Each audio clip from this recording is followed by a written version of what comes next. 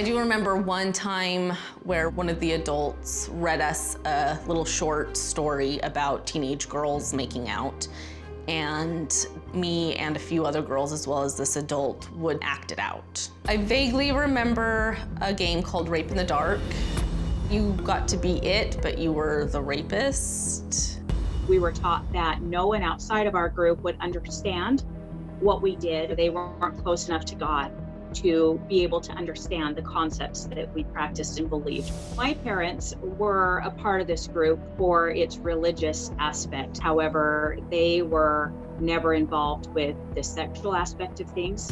During the trials of those who were convicted, my mom got to listen to the stories of the sexual acts that happened.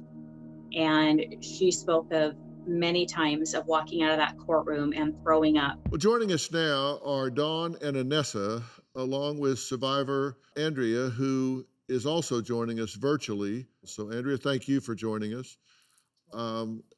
Guys, you've been listening to everything we've been talking about so far.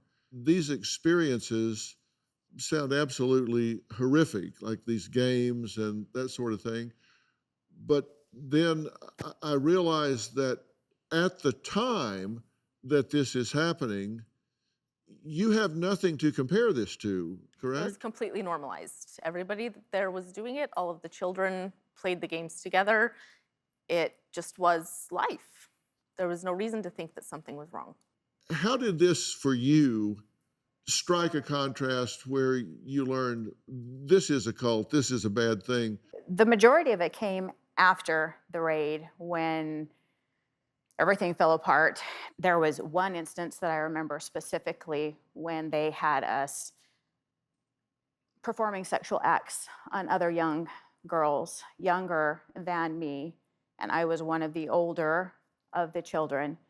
And I remember realizing at that point that something didn't feel right. Just something in your soul told you this just can't be right. Correct. Andrea, you say you were abused weekly or multiple times a week. For me, it was directly related to how much I weighed. I was weighed every single day.